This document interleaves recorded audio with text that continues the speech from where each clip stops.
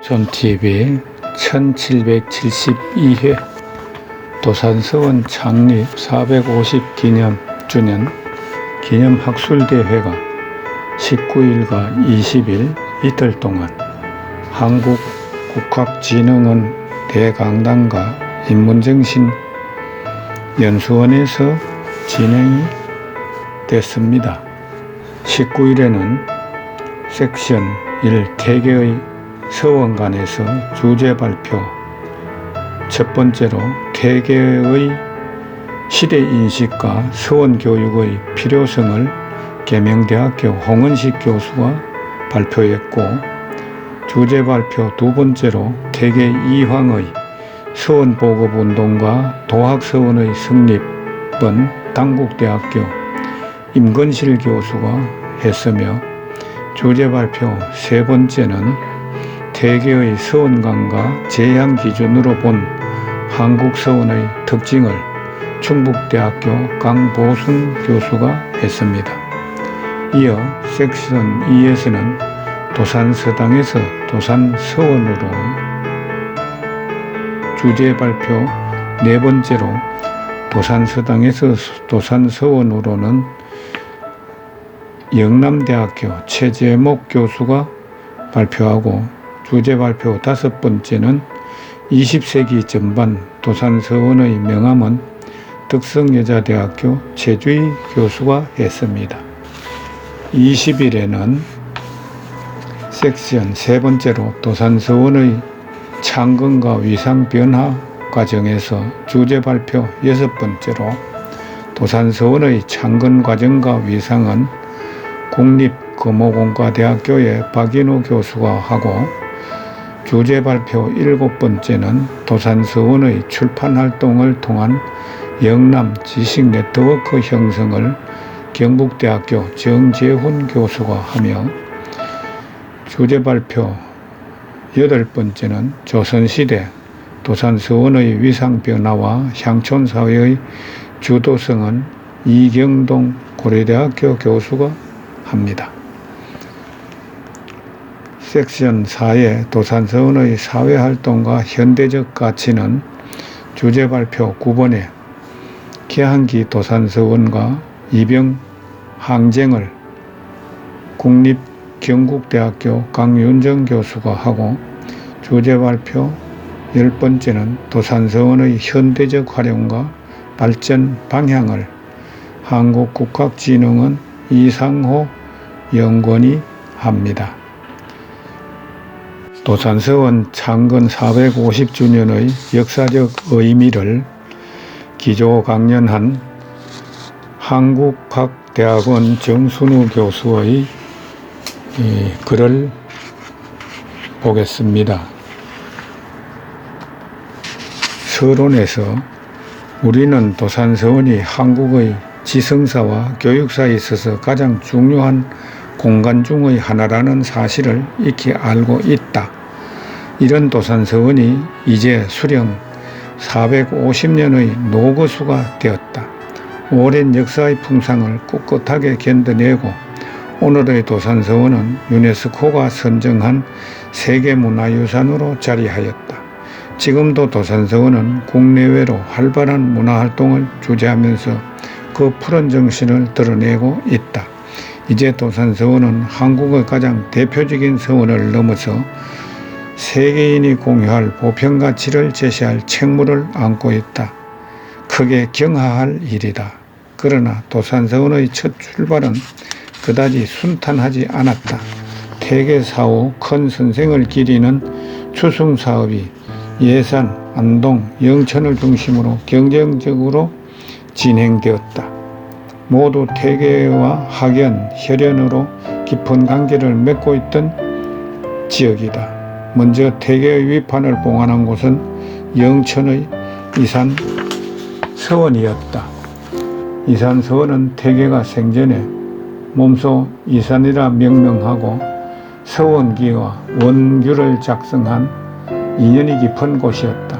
안동에서도 문인들을 중심으로 하여 선생을 주향으로 하는 여강서원을 건립하였다. 그러나 예안에서의 선 건립을 고려하여 위패의 봉안은 미루고 있었다. 예안에서도 도산서당에 사묘를 세우고 서원으로 성격하자는 논의가 선생의 사후 곧바로 발휘되었다. 만년 태계의 학문이 연걸고 후학들을 길러낸 장소에 서원을 건립하고자 하는 것은 너무나 자연스러운 바람이었다. 그러나 예안 지역은 서원을 건립할 물력이 부족한 탓에 공사가 가장 지지부진하였다. 거기에다가 예안에는 선생이 몸소 건립한 역동서원이 이미 자리하고 있었다.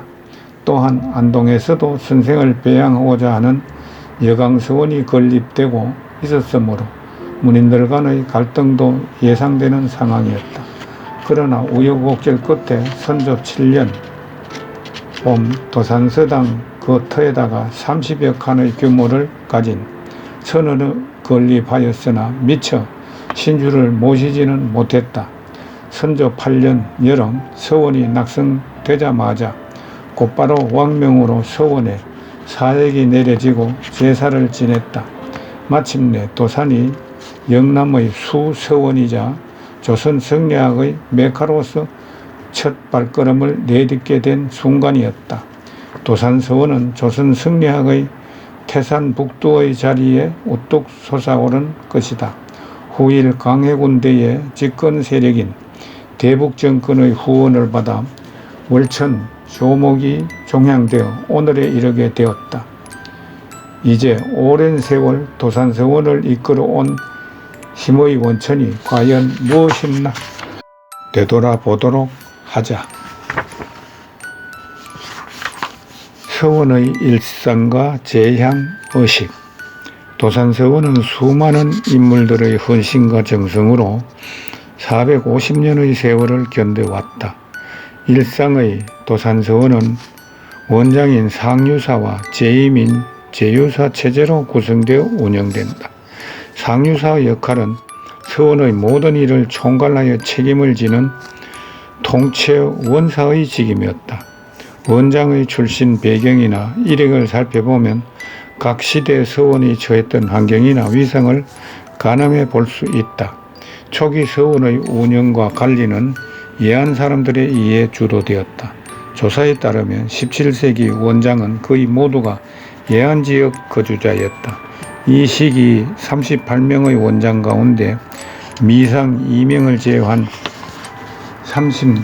36명이 예안 사족이었다. 이들은 퇴계의 직전 제자이거나 재전 제자들이며 진성이씨, 광산김씨, 봉하금씨 출신들로 학연과 혼반으로 묶인 강한 연대성을 지니고 있었다.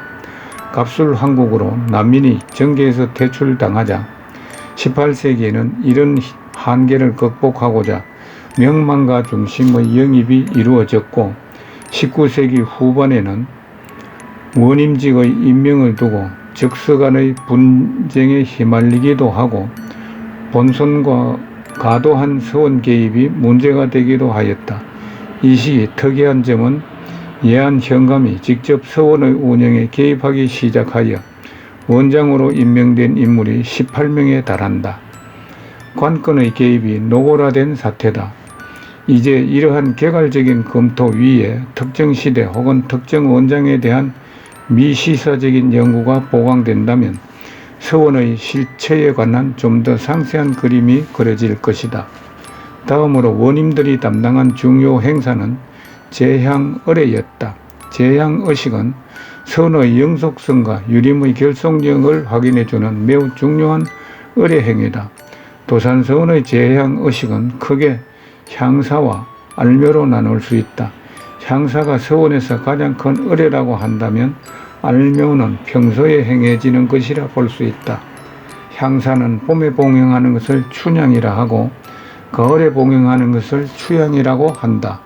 오랜 세월 서원에서 향화가 끊이지 않았다는 사실은 선생에 대한 모든 원인들의 깊은 향념을 보여주는 것이다.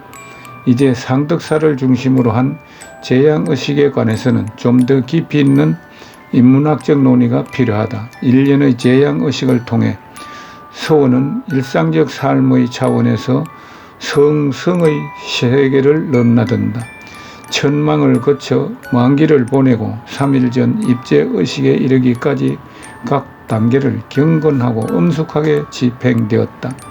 이어서 알묘례와 분정례에 이르기까지 행하고 축시의 의례에 따라 향사례를 경건하게 시행한 후 마지막으로 망례 의식으로 진행된다. 망례를 마치면 전교당에서 파자례를 고함으로써 향사 의례가 마무리된다.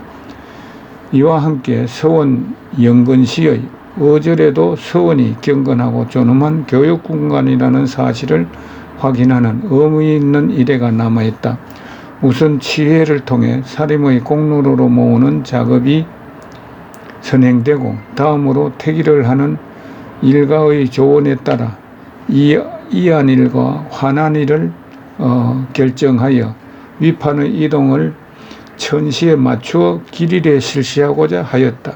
작업이 진행되면 수령이 예리를 파견하여 위판의 이안과 환안에 관한 고유 및 제향 어절에 관해 묻고 이에 관해 동주가 답하는 형식을 취해 그 공역의 전 과정을 의례의 절차와 합치시킨다. 다양한 의례 절차를 마침내 환안일을 다시 태길하고 그 환안 일자에 관해 도내의 교원에 통문을 돌리고 마침내 향중의 사람들과 함께 환안제와 봉안제를 올리게 된다.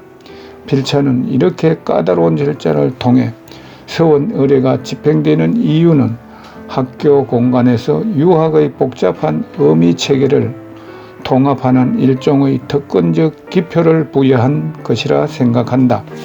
유자들에게 도산서원이란 단순한 물리적 공간이 아니라 세속의 세계로부터 성의 세계로 나아가는 가장 명징한 상징적 체계였다.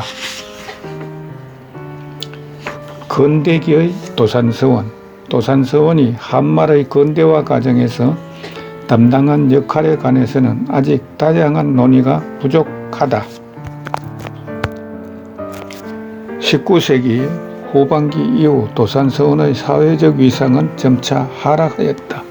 이곳 저곳에서 난립하기 시작한 문중서원은 서원 본래의 문화적 역할을 다하지 못하였고 많은 사회적 적폐를 양산하였다. 대원군의 서원 회철령은 도산서원의 역할과 위상도 함께 약화시켰다. 도산서원은 개화기의 구학, 신학 논쟁에서도 한 발 물러나 있다. 종래의 서원 교육을 환골탈태하여 새로운 시대의 이념에 적합한 형식으로 변화시키고자 하는 별다른 노력도 나타나지 않았다.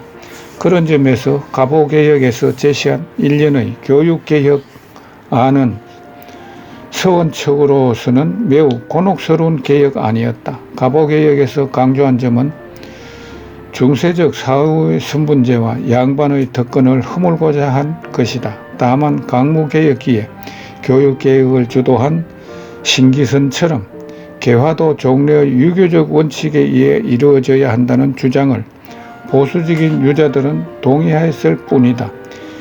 이러한 침체된 분위기 속에서 1901년에는 상덕사의 태계위판이 도난당하는 휘대의 사건이 발생하였다.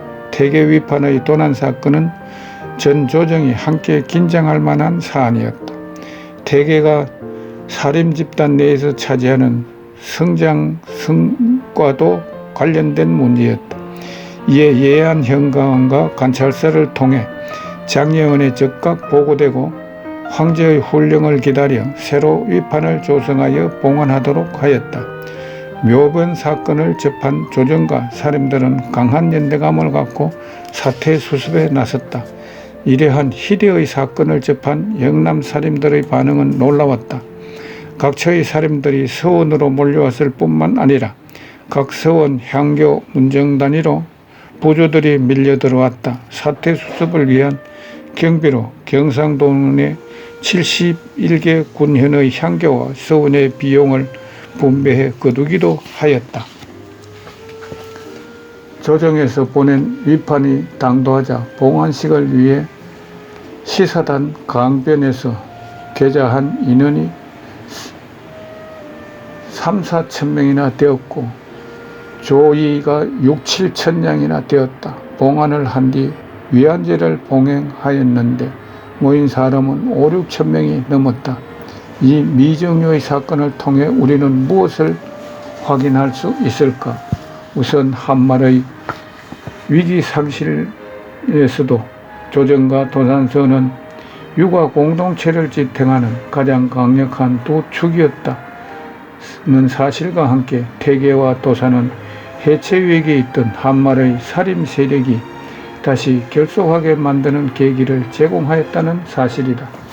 이러한 상황에서 일제의 침략이 더욱 구체화하자 유학에 대한 새로운 통변과 통법을 통해 근대화를 성취하고자 하는 움직임이 나타났다. 이상용, 유인식, 곽종석, 이기 등으로 대표되는 이른바 혁신유림과 병법개혁론을 주도한 박은식, 장지연, 이기, 신채호 등의 노력이었다. 유학을 근대교육과 접목하고자 하는 시도가 보수적이었던 태계문도들에 의해서도 이루어졌다는 것은 특기할 만한 일이다.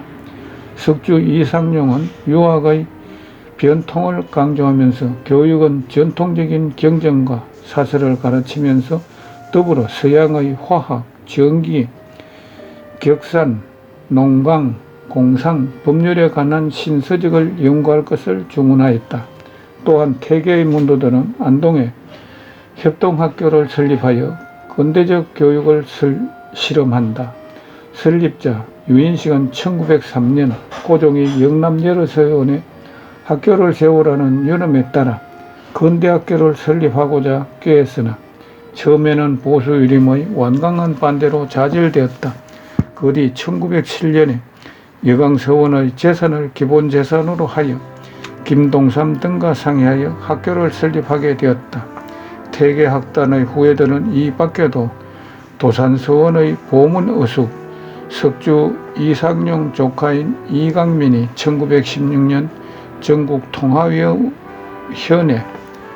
동아학교를 설립하였는 바 모두 유학적 이념을 근대교육과 연결하려는 힘겨운 몸짓이었다. 그러나 유학은 근대화 과정에서 주류 담론으로부터 소외되고 고립되는 상황을 내몰리게 되었다. 신교육에 대한 실험은 이제 유학자들이 사실상 배제된 채 일본에 의한 식민 지배도구로 전락하게 되었다. 이렇게 외축되기 시작하는 도산서원의 위상을 되찾고 태계학단의 결속력을 강화하기 위해 구상한 작업이 근본록의 간행이었다. 개축년에 작성된 도산급문제현록이 그 결과물이다. 일제강점기의 도산서원도 음혹한 동면의 시기를 지냈다. 거접이나 강해와 같은 학술 행사도 없었고 서원의 위상에 걸맞는 국가 단위의 행사도 주관하지 못하였다. 간혹 사회주의자들의 도산서원에 대한 배척 운동이 일어나고 있었다. 해방과 더불어 도산서원도 활기를 되찾았다. 새로운 세대의 시대, 동향에 발맞추고자 하는 자구적인 움직임이 나타나기 시작하였다. 1947년에 태동된 도산대학 발기 모임이 그 대표적인 예다. 비록 미완의 자금으로 마감하였으나 주목할 만한 기획으로 판단된다.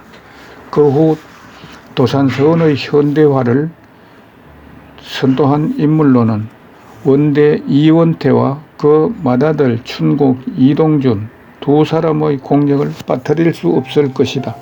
이들 부자는 새로운 세대의 농원장사에서 기숙하면서 함께 강화할 수 있는 서학의 자산을 제공하였고 태계학연구원을 설립하여 국제적인 기관으로 성장하는 일에 초석을 다져 놓았다.